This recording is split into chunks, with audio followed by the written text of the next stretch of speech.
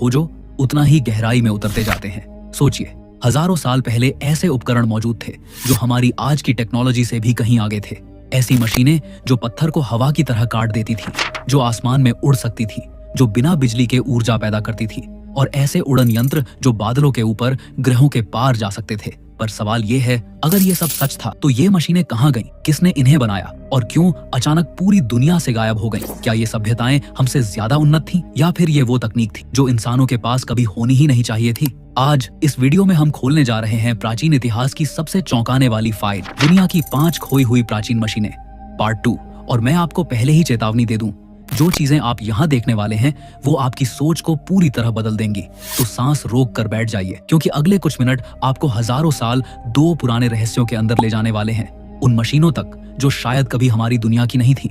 अगर आपको ये रहस्यमयी यात्रा पसंद आई हो तो वीडियो को लाइक जरूर करें, और ऐसे ही दिमाग झकझोर देने वाले रहस्यों के लिए हिडन टेल्स अनबाउंड चैनल को सब्सक्राइब कर दें। और हाँ, घंटी वाला बेल आइकॉन दबाना मत भूलिएगा, क्योंकि आगे आने वाली कहानियां इतनी अद्भुत हैं कि आप एक भी मिस नहीं करना चाहेंगे। Number 1, ancient olive crushing machine. हजारों साल पहले भूमध्य सागरीय क्षेत्रों जैसे कि ग्रीस, रोम, मिस्र और प्राचीन इजराइल में जैतून सिर्फ एक फल नहीं था, बल्कि जीवन का आधार माना जाता था। इसी जैतून से बनने वाला तेल भोजन, दवाई, पूजा, सौंदर्य और दीपक जलाने तक हर चीज में उपयोग होता था। लेकिन जैतून से तेल निकालना आसान नहीं था। इसी जरूरत ने जन्म दिया एंशिएंट ऑलिव क्रशिंग मशीन को, एक ऐसी मशीन जिसने पूरी सभ्यता की अर्थव्यवस्था बदल दी। यह मशीन एक विशाल गोल पत्थर से बनी होती थी जिसे ऑलिव मिलस्टोन कहा जाता था। यह पत्थर कई 100 किलो का होता और एक गोल खांचे में रखा रहता। इस पत्थर को घुमाने के लिए या तो इंसान इस्तेमाल होते थे या कभी कभी बैल, घोड़े और गधे भी हार्नेस बांधकर इसे गोल गोल घुमाते थे। जैसे जैसे भारी पत्थर घूमता, वह जैतून के फलों को कुचलकर उन्हें पेस्ट में बदल देता, एक गाढ़ा सुगंधित मिश्रण जिसे बाद में दबाकर तेल निकाला जाता था। प्राचीन लोग इस मशीन को आशीर्वाद मानते थे। यह मशीन एक ही दिन में जितना काम करती थी उतना काम 20 आदमी भी नहीं कर पाते। कुछ जगहों पर मिलस्टोन के नीचे नालियां बनाई जाती थीं, जिनसे निकला हुआ जैतून का रस धीरे धीरे लकड़ी के प्रेस में पहुंचता और वहां कपड़ों की तहों के बीच दबाकर शुद्ध जैतून का तेल इकट्ठा किया जाता था। पुरातत्वविदों ने भूमध्य सागर के कई पुराने शहरों में ऐसी मिलें खोजी हैं जो 3000 साल से भी ज्यादा पुरानी है। और आश्चर्य की बात यह है कि कुछ मशीनें आज भी अपनी जगह पर बिल्कुल सही अवस्था में पड़ी हैं, मानो केवल बैल खोलकर चले गए हों, बाकी सब वैसा ही छोड़ दिया गया हो। एंशिएंट ऑलिव क्रशिंग मशीन सिर्फ एक मशीन नहीं थी, यह पूरी सभ्यता का इंजन थी। नंबर 2, पर्शियन विंडमिल एक्सटेंडेड, जिसे पनेमोने विंडमिल कहा जाता है, मानव इतिहास की सबसे पुरानी और सबसे बुद्धिमत्तापूर्ण इंजीनियरिंग खोजों में से एक है। माना जाता है कि इसका उपयोग लगभग 1300 साल पहले प्राचीन पर्शिया के सूखे और रेगिस्तानी क्षेत्रों में किया जाता था। एक ऐसा समय जब न बिजली थी, न मशीनें और न ही आधुनिक उपकरण। इन क्षेत्रों में जीवन का सबसे बड़ा संघर्ष था पानी और भोजन की उपलब्धता। और इसी समस्या को हल करने के लिए लोगों ने हवा की प्राकृतिक शक्ति को पकड़कर इसे यांत्रिक ऊर्जा में बदलने का अद्भुत तरीका खोज निकाला। पनेमोन विंडमिल का डिजाइन आज की किसी भी विंडमिल से बिल्कुल अलग था। इसमें एक विशाल ऊर्ध्वाधर शाफ्ट लगा होता था, जिसके चारों ओर लकड़ी के 6, 8 या कभी कभी 12 पैनल लगाए जाते थे। ये पैनल कपड़े, लकड़ी या घास से बने होते थे और हवा की हल्की सी धक्का भी पूरे ढांचे को घुमा देती थी। जब तेज रेगिस्तानी हवाएं इन पैनलों से टकराती तो पूरी विंडमिल घूम उठती थी और इस घूमने की ताकत नीचे लगे भारी मिलस्टोन को घुमाकर गेहूं, जौ और अनाज को पीस देती थी। कुछ जगहों पर इन विंडमिलों का इस्तेमाल कहवा, कोनाट नाम की भूमिगत जल प्रणाली से पानी निकालने के लिए भी किया जाता था। इस मशीन की सबसे बड़ी खूबी यह थी कि हवा किसी भी दिशा से आए, उत्तर, दक्षिण, पूर्व या पश्चिम, विंडमिल को रोक नहीं सकती थी। इसका अनोखा पैनल डिजाइन हवा को पकड़कर उसके बल को ढकेलने वाले सिस्टम में बदल देता था, जिससे यह लगातार चलती रहती थी। यह तकनीक इतनी उन्नत थी कि आधुनिक वैज्ञानिक भी मानते हैं कि यह दुनिया की पहली वर्टिकल एक्सिस विंडमिल थी, वह आधार जिस पर आज की आधुनिक पवन टर्बाइनों की पूरी तकनीक टिकी है। पर्शियन विंडमिल सिर्फ एक मशीन नहीं थी, वह सभ्यता को जीवित रखने वाली सांस थी। रेगिस्तान में जहां पानी और भोजन सबसे कठिन चीज थी, यही हवा की चक्की अनाज पीसती, पानी खींचती और पूरे गांव की जरूरतें पूरी करती थी। इस तकनीक ने साबित कर दिया कि प्राचीन दुनिया केवल धार्मिक या युद्ध कथाओं से नहीं भरी थी, बल्कि वे अद्भुत इंजीनियर भी थे जो प्रकृति को समझते थे और उसे जीवन चलाने की कला जानते थे। आज भी ईरान और अफगानिस्तान के कुछ गांवों में इन प्राचीन पवन चक्कियों के अवशेष मिल जाते हैं, जो चुपचाप खड़े होकर हमें बताते हैं कि हजारों साल पहले भी इंसान हवा की शक्ति को मशीनों में बदलना अच्छी तरह जानता था। Number 3, Roman treadwheel crane. Roman treadwheel crane प्राचीन रोम की सबसे शक्तिशाली और उन्नत निर्माण मशीनों में से एक थी, जिसने रोमन वास्तुकला को नई ऊंचाइयों तक पहुंचाया।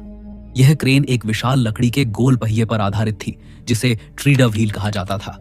इस पहिए के अंदर 1 से 2 मजदूर चलते थे और उनके चलने से पहिया घूमने लगता था।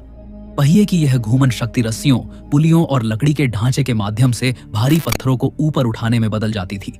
यह पूरी मशीन मानव शक्ति से चलती थी, लेकिन इसकी दक्षता इतनी शानदार थी कि एक क्रेन लगभग 3 से 6 टन का भार आसानी से उठा लेती थी। जब निर्माण में और भी बड़े पत्थरों की जरूरत होती, तब 2 बड़े ट्रेडव्हील एक ही क्रेन पर लगाए जाते थे, जिससे इसकी क्षमता 10 से 12 टन तक पहुंच जाती थी। इस क्रेन ने रोमन इंजीनियरिंग को एक नई क्रांति दी। बड़े मंदिर, एक्वाडक्ट, एम्फीथिएटर, विशाल मेहराब, आर्चीज, रोमन पुल और कोलोजियम जैसी इमारतें इसी मशीन की वजह से तेजी से और मजबूती से बनाई जा सकी। इससे पहले इतनी ऊंचाई तक भारी पत्थर उठाना लगभग असंभव था, लेकिन ट्रेडव्हील क्रेन ने इस काम को आसान और सुरक्षित बना दिया। इसका ढांचा पूरी तरह मजबूत लकड़ी, मोटी रस्सियों और लोहे के जोड़, आयरन फिटिंग्स से बनाया जाता था, जिससे यह मशीन बेहद स्थिर और विश्वसनीय बनती थी। कम मजदूरों से ज्यादा काम लेने की इसकी क्षमता ने निर्माण के समय और मेहनत दोनों को कई गुना कम कर दिया। इसी वजह से रोमन ट्रेडव्हील क्रेन को प्राचीन इंजीनियरिंग का महामानव आविष्कार कहा जाता है। Number 4, Greek Catapult mechanism. Greek Catapult प्राचीन ग्रीक सभ्यता की सबसे खतरनाक और उन्नत युद्ध मशीनों में से एक थी। इसका विकास लगभग 4वीं शताब्दी ईसा पूर्व में हुआ था, जब ग्रीक इंजीनियरों ने पहली बार ऐसी मशीनें बनाई जो दुश्मन पर दूर से भारी प्रहार कर सके। ग्रीक कैटापल्ट मुख्य रूप से 2 तरह की ऊर्जा पर आधारित होती थी, टेंशन खींच और टॉर्शन मरोड़। शुरुआती कैटापल्ट बड़े बड़े धनुष जैसे होते थे, जिनमें मोटी रस्सियों को कसकर खींचा जाता था और एक भारी प्रक्षेप्य जैसे पत्थर या भाला आगे की ओर छोड़ा जाता था।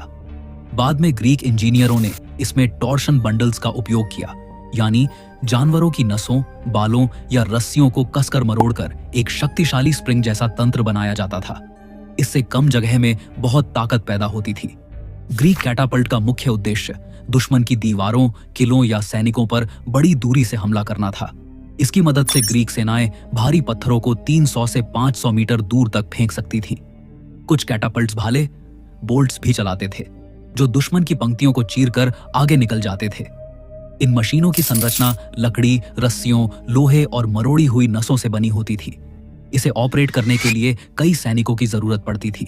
कुछ रस्सियों को खींचते, कुछ तंत्र को लॉक करते और बाकी निशाना सेट करते थे। समय के साथ ग्रीक कैटापल्ट ने युद्ध की रणनीति को पूरी तरह बदल दिया, क्योंकि अब मजबूत दीवारें भी सुरक्षित नहीं थीं। बाद में रोमनों ने भी इन्हीं ग्रीक डिजाइनों को और बेहतर बनाकर इस्तेमाल किया। Number 5, Egyptian shadoof. Egyptian shadoof प्राचीन मिस्र में पानी उठाने के लिए बनाया गया एक बेहद पुराना और सरल उपकरण था। इसका उपयोग लगभग 3000 ईसा पूर्व से होता आ रहा था। यह एक लंबी लकड़ी की छड़ी के रूप में होता था, जिसके एक सिरे पर पानी भरने की बाल्टी बंधी होती थी और दूसरे सिरे पर भारी पत्थर या मिट्टी का वजन लगाया जाता था। यह वजन एक काउंटर बैलेंस की तरह काम करता था, जिससे बाल्टी को ऊपर खींचना बहुत आसान हो जाता था। किसान शाडूफ की मदद से नदी या कुएं से पानी निकालकर सीधे खेतों और छोटे सिंचाई चैनलों तक पहुंचाते थे। इसकी वजह से मिस्र में खेती आसान हो गई और नील नदी के किनारे बड़ी आबादी फलने फूलने लगी। यह मशीन इतनी उपयोगी थी कि इसे मिस्र के अलावा मेसोपोटामिया, भारत और अन्य सभ्यताओं ने भी अपनाया।